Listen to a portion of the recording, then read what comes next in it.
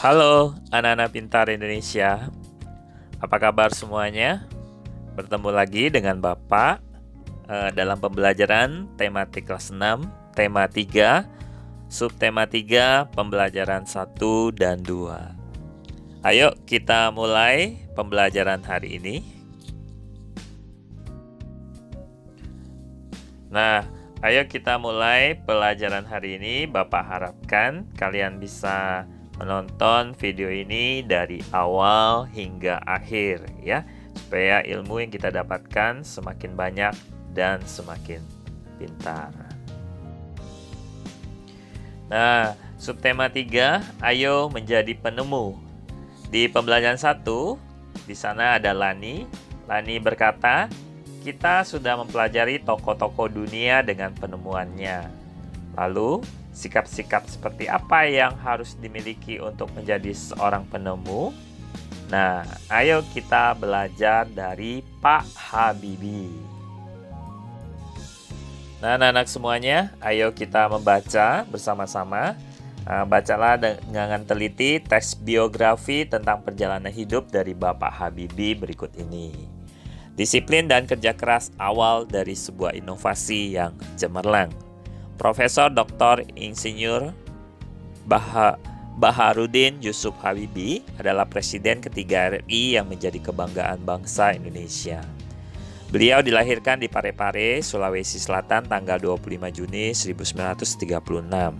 Nah, masa kecil beliau dilalui di Parepare, ya. Sikap hidup disiplin dan kerja keras terus ditunjukkan Habibie sejak kanak-kanak. Ia memiliki semangat tinggi pada ilmu pengetahuan dan teknologi. Ia melanjutkan SMA di Bandung dan prestasinya selalu menonjol, terutama pada pelajaran IPA dan matematika. Nah, lihat pada fotonya, di sana ada foto Baharudin Yusuf Habibie. Nah, kita lanjutkan membacanya. Nah, perjuangan keras di perantauan. Nah, didukung oleh kemauan keras untuk belajar, selepas SMA beliau masuk di ITB, Institut Teknologi Bandung. Nah, kemudian mendapatkan beasiswa untuk melanjutkan kuliah di Jerman, jurusan konstruksi pesawat terbang. Nah, ia bertekad bulat untuk bekerja keras dan harus sukses. Habibie selalu menggunakan musim liburannya dengan bekerja mencari uang untuk membeli buku sebagai pendukung sekolahnya. Nah, pada tahun 1960, Habibie mendapat gelar Diploma Ing di Jerman dengan nilai sempurna. Ia bekerja di industri kereta api Jerman dan berhasil menemukan cara untuk membuat 1000 wagon kereta api berkekuatan tinggi. Nah, di pagi buta, Habibie harus berjalan kaki cepat ke tempat kerja yang sangat jauh untuk menghemat kebutuhan hidupnya. Kemudian pulang pada malam hari dan belajar untuk kuliahnya. Nah, tahun 1965, Habibie mendapat gelar Dr. Ingenieur, ya, Engineer dengan nilai sangat sempurna. Nah, buah dari kerja keras. Habibie kemudian bekerja di industri pesawat terbang Jerman. Karena sikap disiplin dan kerja keras, karirnya terus naik hingga dipercaya menjadi Vice President sekaligus Direktur dan Penasehat Senior bidang teknologi. Nah, ia menjadi satu-satunya orang Asia yang berhasil menduduki jabatan bergengsi di perusahaan pesawat terbang di Jerman. Nah, kecintaannya pada tanah air, pada tahun 1968, Habibie mengundang 40 insinyur Indonesia untuk bekerja di Jerman, guna mempersiapkan keterampilan dan pengalaman mereka dalam membuat produk industri dirgantara, maritim, dan darat di tanah air. Nah, tahun 1974, Habibie diminta pulang ke tanah air dan menjadi penasehat pemerintah di bidang teknologi pesawat terbang. Ia menjadi Menteri Negara Riset dan Teknologi hingga menjadi Wakil Presiden dan Presiden RI yang ketiga. Nah, prestasi cemerlang buah dari disiplin dan kerja keras. Habibie menyumbang berbagai penemuan dan sejumlah teori di bidang konstruksi pesawat terbang, seperti Habibie Vector, Habibie Theorem, dan Habibie Method, yang dipakai oleh universitas di seluruh dunia. Ia dijuluki sebagai Mr. Crack, ya, karena menemukan rumus untuk menghitung cacat badan pesawat terbang. Nah, ia juga menerima banyak penghargaan dan prestasinya diakui berbagai lembaga internasional seperti di Jerman, Inggris, Swedia, Prancis, dan Amerika. Nah, serta beliau menerima penghargaan yang hampir setara dengan hadiah Nobel. Nah, Habibie adalah Bapak Teknologi Indonesia. Tahun 1976, Habibie mendirikan industri pesawat terbang pertama di kawasan Asia Tenggara, yaitu PT Nurtonio dan industri strategis lainnya.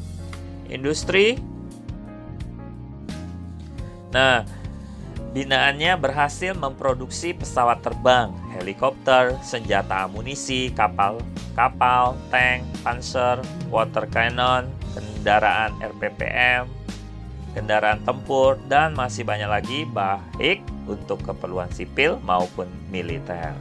Nah, di tingkat dunia, Habibie terlibat dalam berbagai proyek desain dan konstruksi pesawat terbang seperti Fokker, pesawat angkut militer, jet eksekutif, Airbus, pesawat angkut dengan teknologi mendarat dan lepas landas secara vertikal, CN-235, lalu ada CN-250.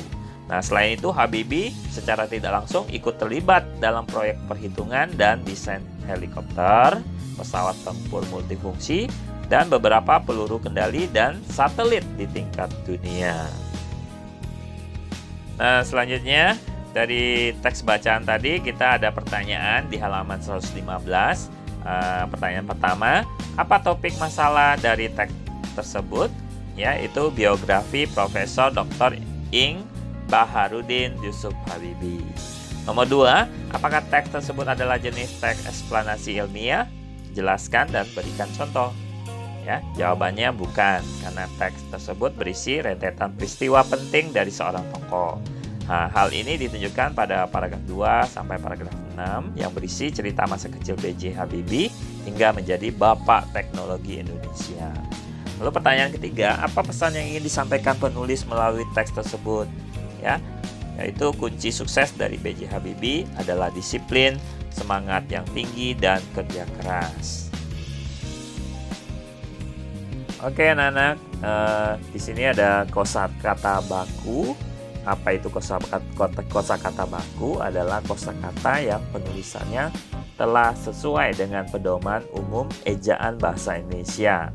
Nah, sebaliknya, kosakata non baku adalah kosakata yang penulisannya tidak sesuai dengan pedoman umum dari ejaan bahasa Indonesia. Lalu kosakata baku ini wajib digunakan dalam tulisan atau dalam percakapan pada acara-acara formal. Lalu kosakata atau kalimat non baku boleh digunakan dalam bahasa percakapan pada acara non formal seperti kamu sedang berbicara kepada temanmu atau kepada adikmu dalam kehidupan sehari-hari. Nah, anak-anak, di buku kalian di halaman 116, di sana kalian ada tabel, disuruh menuliskan kosakata non baku, lalu artinya, lalu kosakata bakunya apa ya. Yang pertama, kosakata non baku gimana sih? Artinya kata tanya untuk menanyakan kondisi atau cara. Lalu kosakata bakunya bagaimana? Bikin, membuat, modern, zaman pakai ejat ya, dipakai, gampang, mudah. Terus kemudian non bakunya dibikin, kata-kata bakunya dibuat, mengembangkan, buat, untuk ya. Sana ada artinya. Jadi kalian boleh baca lagi dengan di pause videonya. Nah, dari kata-kata baku tadi ya, teman-teman atau anak-anak diminta untuk membuat kalimat efektif menggunakan kata-kata baku yang tadi ya. Ini adalah soal di halaman 117. Pertama, bagaimana cara membuat tubuh menjadi gemuk? yang bakunya ya. 2. Banjir membuat rumah warga tergenang air setinggi 1 meter. 3. Saat ini peralatan kedokteran semakin modern. 4. Zaman. Sekarang kita bisa mencari uang lewat internet. 5. Komputer dapat dipakai untuk menyimpan data-data penting. 6. Memasak nasi menjadi lebih mudah sejak ada Magicom. 7. Setelah pulang sekolah, Erik kemudian tidur. 8. Patung itu dibuat dengan cara dipahat. 9. Benny terus mengembangkan bakatnya agar bisa juara. 10. Ira membeli buku untuk adiknya ya. Ini adalah kata-kata baku yang digunakan dalam kalimat efektif. Jadi bagaimana membuat modern zaman dipakai, mudah, kemudian dibuat, mengembangkan, lalu dan terakhir untuk. Dan banyak lagi kata-kata baku lainnya ya. Oke anak-anak, tadi kita sudah baca teks mengenai kisah hidup dari B.J. Habibie ya. Nah, di sini Lani menegaskan bahwa Habibie itu dengan penemuannya telah memberikan manfaat ya yang cukup besar terhadap dunia di bidang transportasi, khususnya adalah transportasi udara. Lalu Lani berkata, bagaimana pengaruh alat transportasi terhadap kehidupan ekonomi masyarakat Indonesia? Nah, anak-anak, di buku kalian di sana ada kalian diminta untuk mengamati proses distribusi ya dalam kegiatan ekonomi berikut ini ya, dari pabrik lewat darat, mobil atau lewat udara, pesawat ya, mengantar ke gudang lah, dari gudang ya dibawa ke supermarket, lalu ke pasar ya. Ini distribusi pengiriman barang dalam bidang ekonomi ya. Nah, anak-anak, jadi pengaruh transportasi di bidang ekonomi. Jadi jawabannya dari halaman 118 ya. Lalu dengan adanya alat transportasi ya, beragam hasil produksi yang ada seperti bahan makanan, perangkat elektronik, pakaian, obat-obatan, bahan bangunan, lalu kendaraan ya.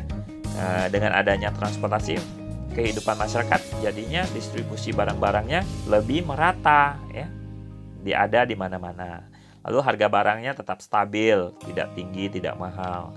Lalu menjaga dan meningkatkan ekonomi masyarakat pada suatu wilayah tersebut. Dengan adanya transportasi mendukung pembangunan, lalu mendukung pemerataan kesehatan.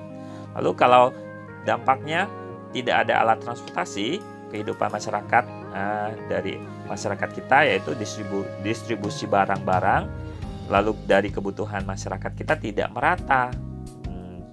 Ada tempat yang ada barang, ada tempat yang tidak ada barangnya ya. Lalu harganya kadang jadi mahal ya.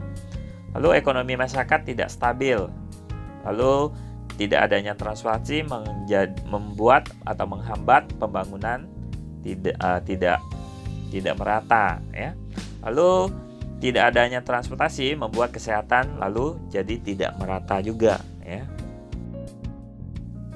Nah, anak-anak, pada halaman 119 anak-anak diminta mencari persamaan dan perbedaan antara rangkaian seri dan rangkaian paralel. Nah, perbedaannya ya. Jadi rangkaian seri disusun secara berbaris, terdiri dari satu jalur rangkaian, lalu mati satu, semuanya mati, lalu hemat kabel ya. Di rangkaian paralel, perbedaannya ya, disusun secara berderet, terdiri dari 2 atau lebih rangkaian, lalu satu mati, yang lainnya tetap berfungsi, tetapi boros kabel, ya, pemakaian kabelnya banyak. Lalu persamaan dari rangkaian seri dan paralel yaitu untuk menyalakan peralatan listrik. Oke, anak-anak, kita ke pembelajaran 2. Di sini ada Edo, ya. Edo berkata, kamu pasti suka mendengar radio, bukan? Nah, ayo kita cari tahu bagaimana radio itu ditemukan dengan membaca kisah di bawah ini. Oke, anak-anak, ayo kita kembali membaca bersama-sama. Guglielmo Marconi adalah sang penemu dari radio. Ya. Nah, G. Marconi lahir di Bologna, Italia pada 25 April 1874. Sejak kecil ia menunjukkan minat pada bidang fisika dan elektro. Nah, pada tahun 1895 ia memulai penelitiannya sampai menemukan telegraf tanpa kabel. Nah, ini merupakan cikal bakal dari radio. Pada tahun 1897, Marconi mempresentasikan hasil temuannya. Nah, alat komunikasi dengan menggunakan sinyal tanpa kabel yang mampu menjangkau jarak 19,3 km. Nah, itulah radio yang hingga saat ini dirasakan manfaatnya oleh kita. Nah, tahun 1901, Marconi berhasil membuktikan bahwa gelombang tanpa kabel temuannya itu tidak akan terganggu oleh lekukan dari bumi. Nah, ia menyebarkan sinyal radio pertama sejauh 3.380 km sampai menyeberangi Samudra Atlantik. Nah, penelitian Marconi terus berkembang. Selain pemancar radio, ia menemukan perangkat komunikasi lain yang menggunakan gelombang tanpa kabel, yaitu telegram, radio, dan teknologi radar. Nah, atas jasa yang sangat bermanfaat bagi perkembangan ilmu pengetahuan, Marconi menerima banyak penghargaan. Nah, penghargaannya antara lain Nobel di bidang fisika dengan gelar kehormatan dari Kaisar Rusia. Oke, anak-anak, dari teks tersebut kalian diminta untuk mengerjakan soal-soal pada halaman 122. Nah, di sini ada jawabannya ya. Menurutmu, apa dampak dari penemuan Guglielmo Marconi bagi warga dunia? Jadi dampaknya yaitu manusia dapat berkomunikasi menggunakan radio, lalu mengirim pesan menggunakan telegraf, dan mendeteksi posisi dari pesawat menggunakan teknologi radar. Nah, ketiga hal tersebut dapat dilakukan dari jarak jauh. Lalu pertanyaan selanjutnya, apa yang akan terjadi jika Guglielmo Marconi tidak menemukan radio? Lalu jadinya zaman dulu manusia tidak bisa berkomunikasi jarak jauh, lalu tidak bisa menyebarkan informasi dan tidak bisa mendengarkan lagu lewat radio. Nah, selanjutnya anak-anak, di sana ada ayo berdiskusi. Nah, pernahkah kamu mendengar radio? Pernah nggak ya? Lalu apa yang biasanya kamu dengarkan melalui radio? Nah, di sana ada Lani bersama adiknya ya. Lani suka sekali mendengarkan berbagai lagu-lagu dari stasiun radio. Nah, jadi ketika Lani mendengarkan radio di kamarnya, Lani ini menyalakan volume suara radio itu keras sekali hingga adiknya yang sedang belajar menjadi merasa terganggu. Nah, menurutmu apakah Lani sudah menggunakan hak dan kewajibannya secara seimbang? Nah, ayo diskusi, jelaskan alasanmu. Nah, anak-anak, jawaban dari diskusi tadi adalah ya. Jadi menurutmu apakah Lani sudah menggunakan hak dan kewajibannya secara seimbang? Jelaskan alasanmu. Jadi jawabannya belum, ya. Belum. Meski berhak mendengarkan lagu dari radio, tetapi Lani tidak memikirkan kewajibannya untuk mendukung adiknya yang ingin mendapatkan pembelajaran atau pendidikan, ya.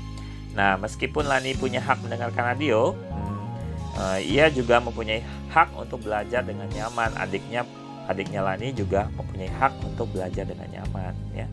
Hak Lani dibatasi oleh hak orang lain. Lani harus bertanggung jawab menggunakan haknya. Nah, selain itu, setiap anggota keluarga mempunyai kewajiban untuk menjaga kenyamanan dan ketenangan yang ada di rumah. Nah, anak-anak, jadi di sana disajikan tabel dengan 2 gambar di dalamnya. Anak-anak diminta memberikan pendapat dari gambar tersebut, ya. Di sana ada contoh gambarnya, yaitu 3 anak yang sedang mengendarai motor. Apakah mereka menggunakan hak dengan tanggung jawab? Jawabannya belum, ya.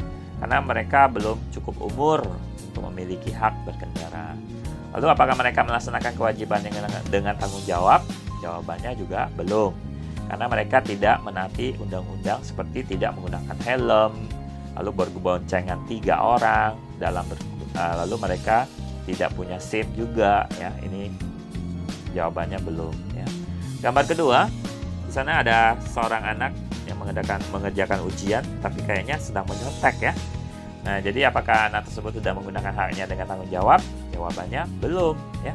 Karena ia mewujudkan haknya ingin mendapatkan nilai tertinggi dengan cara yang salah, ya.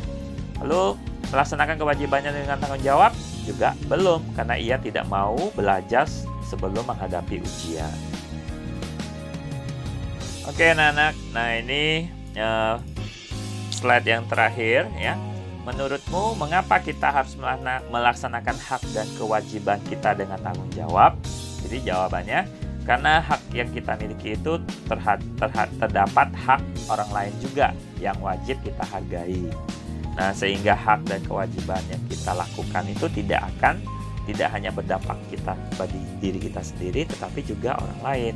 Makanya hak dan yang kita miliki lalu kewajiban yang kita punya itu harus seimbang, ya.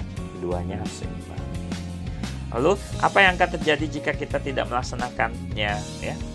Jawabannya merugikan diri sendiri dan juga merugikan orang lain. Oke anak-anak, ya. Demikian pembelajaran kita hari ini, ya. Bapak harapkan kalian bisa mengambil pembelajaran hari ini dengan dimanfaatkan sebaik-baiknya dalam kehidupan sehari-hari. Nah, jadi Bapak ucapkan terima kasih atas pembelajaran hari ini. Sampai jumpa di pembelajaran selanjutnya. Sampai jumpa.